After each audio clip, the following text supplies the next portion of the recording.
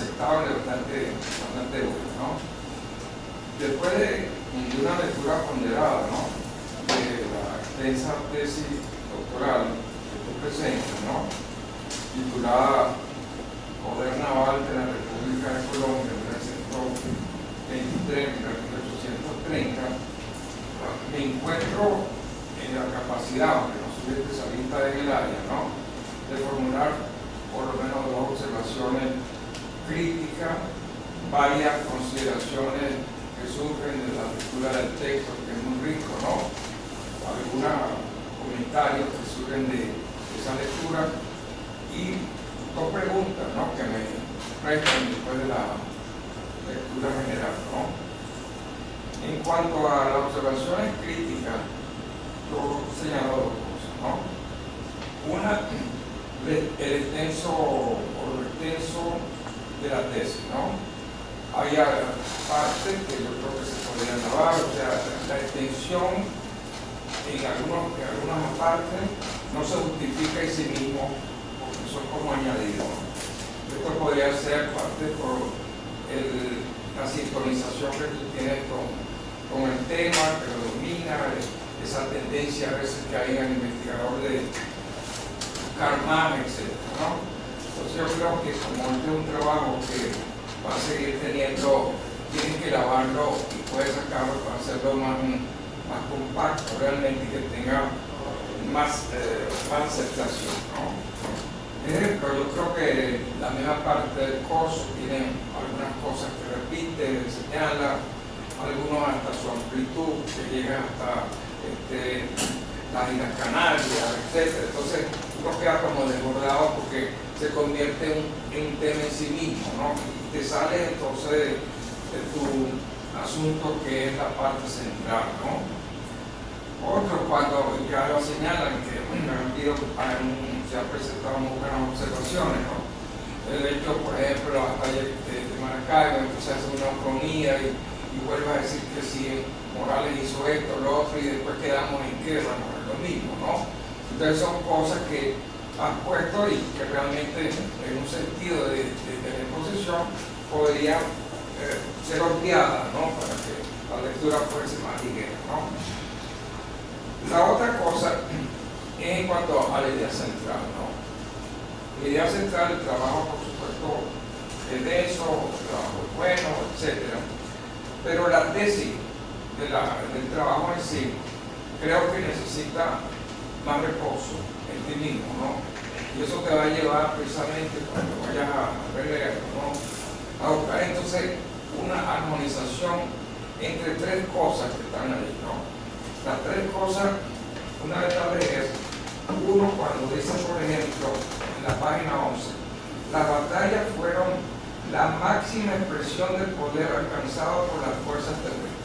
Ok, eso es uno. Entonces, ¿cómo va eso entonces con la parte de la marina?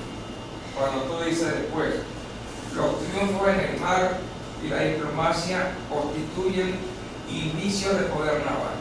Indicios. Entonces, ¿cómo va eso? O sea, que la relación es complementaria. ¿En qué sentido? Entonces, evidentemente, tú lo señalas, pero Bolívar, que es el hegemón de todo, ¿no?, es terrestre, ¿no? Entonces tú tienes que señalar que la marina es complementaria. Muy bien, perfecto, pero entonces graduar eso, ¿no? Y esas dos ideas también es algo que ya lo han señalado los demás colegas. Muy bien, el caso de imagen, ¿no? ¿Cómo va eso? Muy bien. Entonces, armonizar esas tres cuestiones, ¿no? Por ejemplo, la cuestión de imagen dice lo siguiente en la página 19. El mar ha constituido desde hace milenios un espacio geográfico abstracto a través del cual las naciones interactúan y se relacionan, en el cual comercian, intercambian productos y culturas, a través del cual también hacen la guerra. Después, más adelante, va a ser una cuestión de relación, ya lo que se llama situación geográfica, que se señala, configuración física, productos naturales del clima, número de habitantes, clase de gobierno. ¿Okay? Todo está bien, pero ¿cómo armonizamos eso? Eso necesita, evidentemente, en cuanto y tanto de hacer entonces una hipótesis realmente que tenga una armonía pactada. ¿Por qué? Porque si no, me parece a mí que predomina más una idea en cuanto a lo naval, pero no en cuanto a idea, sino en recolección de hechos que se han presentado de una manera aislada y las has unido muy bien. Entonces creo que he hecho una recolección. Y está bien. Está bien. Entonces, cuando tú dices entonces, por ejemplo, vas hablando acá de las diferentes cuestiones que son entonces la captura, primero batalla del lago de Maracay, la captura de la goleta Ceres en el Morro de La Habana, Malpelo en Perú, la práctica de circunvalación suramericana. Entonces, muy bien, tú integraste eso. Eso es un trabajo. Pero eso es lo importante de la tesis. No, tú quieres hacer entonces una cuestión armónica. Entonces, ahí yo creo que necesita, como he señalado en mi interpretación, una integración realmente. Entonces, tienes que trabajar, y es una cuestión que te tiene que llevar a releerte a ti mismo y a sopesar en esa balance cómo tú vas a poner esa cuestión entre la parte terrestre, la parte marina y la cuestión de magia. O sea, ¿qué es lo que realmente quiere señalar ahí, no? Bueno, esas serían las dos cosas entonces que yo señalaba en introducción. Las observaciones surgen, ¿no?, de que es un texto muy largo y da realmente para muchas especulaciones, interpretaciones, algunas interesantes, otras, como decía el profesor Falcón, que te pueden llevar a ti a hacer otros trabajos, artículos muy interesantes que se derivan de esto, ¿no? Y entonces, evidentemente, yo hago una selección, 5 o 6 nada más, porque si no, entonces no vamos a terminar hoy, ¿verdad? Entonces, yo veo, por ejemplo, una idea importante cuando tú señalas, por ejemplo, el caso que se refiere al contexto internacional hasta 1823, en lo tocante al trienio liberal y su importancia sobre la guerra en América. Es un periodo interesante cuando tú hablas del caso de Riego, muy importante. ¿Por qué es importante? Porque esos 3 años, ese trienio, es fundamental. Tú ves, por ejemplo, el caso entonces de México, con el caso de Agustín de Iturbide, el golpe reaccionario, y el golpe en Perú dentro de las fuerzas militares, y el avance también de San Martín, etc. O sea que es la repercusión también del liberalismo en Europa, en España, y el caso que se refleja de manera inversa en América, y cómo los liberales allá quieren inclusive, y tienen una idea también, llamemos imperialista, colonialista. Entonces ese es un periodo realmente interesante, bien interesante, por lo menos en el caso de Perú, que está más en expectativa de lo que está tu trabajo, es fundamental porque hay un golpe de Estado en el ejército, y es lo que hace que después entonces pueda llegar San Martín y que los tipos se vayan de Lima para que dejen entonces la posibilidad de que San Martín pueda declarar la independencia en el 21. Fundamental. Entonces es un periodo clave. Hay otro asunto que es bien interesante seguidamente en ese periodo y que da para mucho, que es la parte entonces de lo que es conocido en la historia brasileña, la Cisplatina. El caso de lo que va a ser posteriormente Uruguay, que es precisamente la acción expansionista, imperialista del imperio portugués. Cuando llega entonces José, etcétera, que viene de Europa, viene en guerra con Napoleón, y aquí sigue entonces su tendencia, y entonces su objetivo es tomar el Río de la Plata para extender desde el Amazonas hasta el Pacífico. Eso es un punto bien interesante, donde empieza en el periodo colonial de José, y sigue con Pedro I hasta que hay precisamente batallas, etcétera, y la batalla fundamental es precisamente la batalla de Montevideo, que es una batalla naval, donde está Garibaldi, muy importante. Y Bolívar tiene que ver, cuando va, precisamente hay un intento también ahí, porque está el caso de Paraguay. Ese es un momento realmente bien interesante de ampliar. Tú señalas, por supuesto, solamente un par de párrafos, pero ese es un periodo bien interesante, ¿no? Hay otro asunto que yo veo que puede ser interesante, que es cuando en la página 123, ¿no?, después de destacar la actuación de la Armada Colombiana, te refieres como a la tropa del Ejército de Colombia, a partir de algunos puntos como Guayaquil, etcétera, ¿no?, fue trasladada por mar hasta Perú. Ahí es donde estamos hablando al principio, la complementariedad. Entonces, eso es interesante. ¿Por qué también es interesante? Porque la acción de San Martín y el Ejército Libertador, cuando llegó a Chile, fue también con crochet por barco, ascendiendo entonces a Cerrito. Entonces, esa parte de la guerra sudamericana es extremadamente interesante y complementaria, porque la acción de San Martín, eso precisamente, de que tenía que llegar por mar, ¿te fijas?, y desembarcar más arriba de Lima, es decisivo. Entonces ahí se complementa precisamente la parte de la acción entonces de la Gran Colombia con la parte entonces que viene del sur, y ahí entonces tú ves la parte marítima. Para mí eso es bien interesante y debería realmente como darle un aspecto de lo que realmente es la cuestión marítima, ¿verdad? Hay un cuarto asunto que me atrajo mucho, inclusive porque no conocía mucho, pero creo que se vería, y tú lo planteas ahí, que es el caso de la alianza con México, en tanto y cuanto el caso de Cuba, ¿no? Bien importante.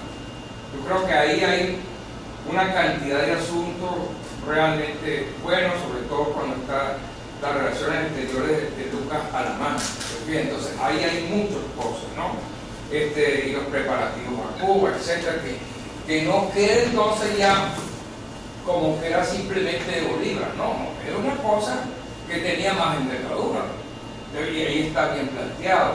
Entonces yo creo que ese es un asunto que yo destaco como algo bien interesante, ¿no? Igualmente lo considero bien significativo cuando habla de la conexión de Baltimore, ¿no?, y la importancia que tiene eso, precisamente, bueno, mira, la llegada de la delegación francesa, el caso de Abreu de Lima, que es el brasileño, que viene, pero no solamente Baltimore, Filadelfia, son varios, pero tú señalas el caso de la conexión de Baltimore como un elemento, pero es todo eso. Ese es un elemento bien interesante, porque está la masonería, toda esa estructura que se está formando, que tiene entonces una conexión con el caso de nuestro proceso latinoamericano, ¿no?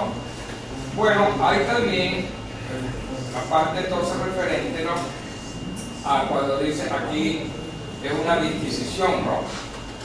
Bueno, en la página 118 hace referencia a que el régimen colonial nunca estimuló demasiado la actividad marítima. Pero yo me pregunto, oye, pero España hizo en el Caribe, por ejemplo, la zona defensiva que tú ves por lo menos desde Puerto Rico hasta toda la zona, y destacando en esencial, fundamentalmente el caso de Cartagena.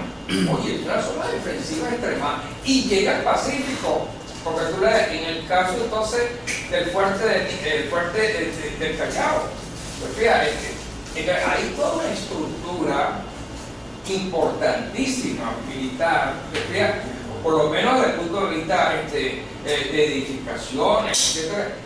Pero por otra parte, como España tenía precisamente un periodo colonial, la parte de las flotas, toda aquella que venían 2 veces al año, ¿no?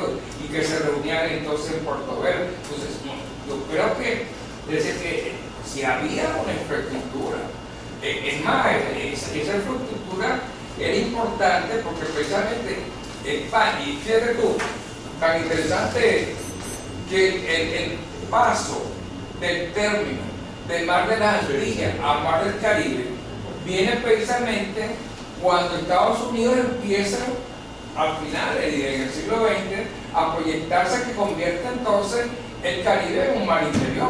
O sea, es el Mar de las Antillas. Y era precisamente España que dominaba eso.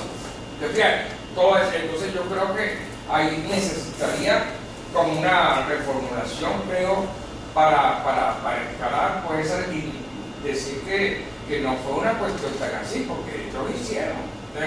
El mismo se cuenta que el rey de España, Felipe II, que veía entonces, una vez veía desde su palacio un que estaba buscando y él, ¿qué está buscando? No estoy viendo a ver dónde están las murallas de Cartagena que me han costado tanto dinero. O sea, una cosa, el gasto que había tan excesivo que había hecho para la construcción, entonces no, si hay mucho, yo creo que debe como para reformular ese aspecto, ¿no? Y 2 asuntos aquí que añadir, porque en realidad pues recojo en buena parte y han sido muy buenas las observaciones, se las debe tomar como algo que va a enriquecer tu trabajo. El caso de Haití, ¿no? Yo pensaba, precisamente lo que está en la cuestión de la autonomía, ¿no? Nos estamos viendo hacia atrás. Pero ¿qué pasa? Si nosotros proyectamos lo de hoy, en 2018, hacia lo que era antes, estamos haciendo un error histórico. ¿Por qué? Porque en esa época lo que privaba era el racismo.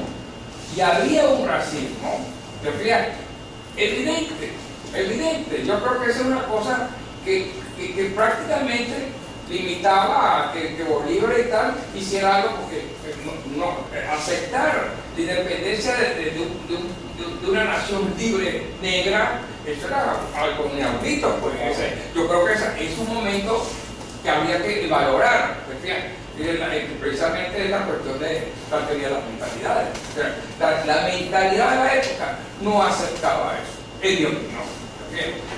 Bueno, y hay un asunto que puede ser baladí, pero yo simplemente quería preguntarte, porque yo he trabajado en otras cosas, por ejemplo, Brasil, etc., y en la misma Inglaterra, que es la disciplina en la guerra, que era muy cruel.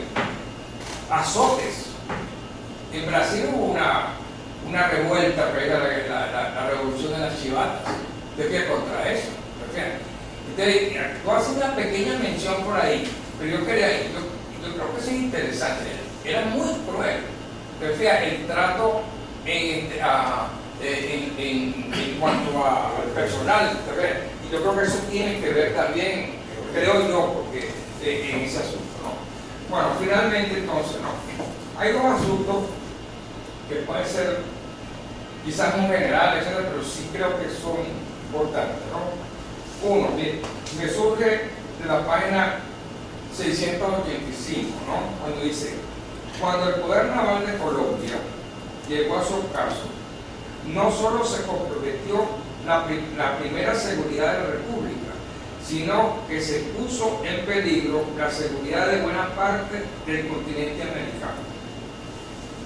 Es una observación como muy general, ¿no? ¿En qué medida?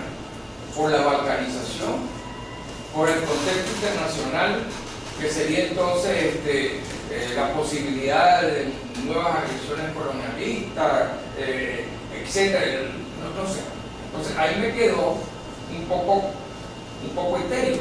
Por ejemplo, ¿en qué medida eso afectó, por ejemplo, al imperio? No lo afectó, más bien lo ayudó. Entonces, cosas de ese tipo, ¿no? Entonces yo no sé exactamente cuál es la base de sustentación de eso, ¿no?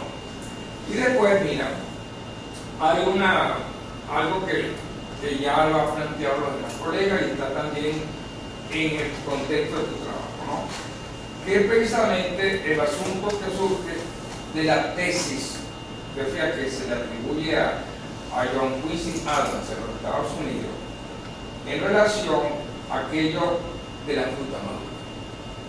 La tesis, ¿no? Entonces, eso sí está. Eso sí. Entonces, ¿qué está detrás de eso? ¿Qué está detrás de eso? Yo me pregunto. Pero, si tú te pones a leer, ahorita porque estaba, me dijo una cuestión en tierra leyendo la parte entonces del discurso de Angostura. Aquí tiene una cosa fabulosa, ¿no? La cosa de Bolívar cuando habla entonces de los Estados Unidos, la cuestión federal, la considera como una cuestión importante. Y él dice, ¿no? Que son muchas las referencias, que no somos europeos, no somos indios, sino una especie media entre los aborígenes, y ahí se sigue. Tengamos presente que nuestro pueblo no es el europeo ni el americano del norte, más bien es un compuesto de África y América, etcétera, etcétera, etcétera. ¿Qué está proponiendo Bolívar ahí? La teoría europea. O sea, el Senado vitalicio, la cuestión entonces él habla de la cuestión Grecia, bueno, todo lo tradicional. O sea, él, de cierta manera, también no está haciendo un reconocimiento. Pero los Estados Unidos sí había una cuestión ahí que estaba surgiendo, que era esto. Entonces, mi punto es lo siguiente, si es que se puede.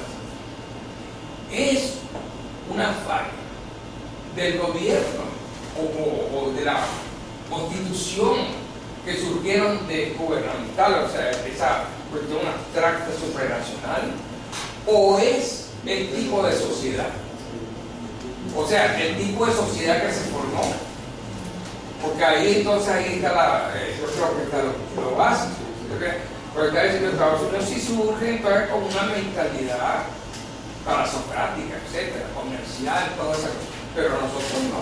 Entonces yo creo que en definitiva esa pregunta que no puede sino ser especulativa, ¿no? Yo creo que es la sociedad que nosotros formamos, que a la vez tiene que tomar la parte colonial, etcétera, etcétera, o qué es eso. Es para dar una respuesta a esa cuestión de la fruta madura, ¿no? Muchas gracias. Okay. Gracias, profesor. Bueno, para cerrar, cuando tú hagas, vamos a decir, las apreciaciones a la observación de una observación demasiado extensa, en ese sentido, tendría que ser como otra tesis doctoral. Yo tengo muchas las proposiciones de Metildes, tendría que ser 2 o 3 tesis diferentes. Pero yo creo que en términos generales, al final, Falcón va a hacer una precisión, este es un trabajo que yo creo que, como dijo Falcón, la gente va a tener que revisar y citar en un futuro. Es decir, no solamente por lo de Vargas, que todos sabemos los defectos, y el carácter, vamos a decir, primitivo o originario de esos trabajos, que incluso de algunos otros, como mi compañera Adele Jiménez. A mí no me convence mucho el trabajo de Adele Jiménez cuando ella fue cronista oficial de la FRINA, algo así, y llegó allí sin estar preparada y formada, no se tuvo que formar en el camino. Entonces yo creo que es un trabajo que es un aporte en términos del desarrollo de la perspectiva en lo que es la historia de Venezuela y la historia naval de Venezuela. En ese sentido, en una situación como la que estamos viviendo, que nos permite llegar a una conclusión de que la Marina de la década de 1820 era mucho mejor que la que tenemos en la actualidad. Eso es algo que tiene que tomar en cuenta, esa oficialidad crítica que tiene que leer tu trabajo. No tenemos fragatas, tenemos una fuerza. La Fuerza Naval ha regresado a la época del capitán general Manuel Guevara Vasconcelos. No, más atrás, Vasconcelos lo que tenía era puras lanchas artilladas para defenderse de los ataques de la Marina Británica.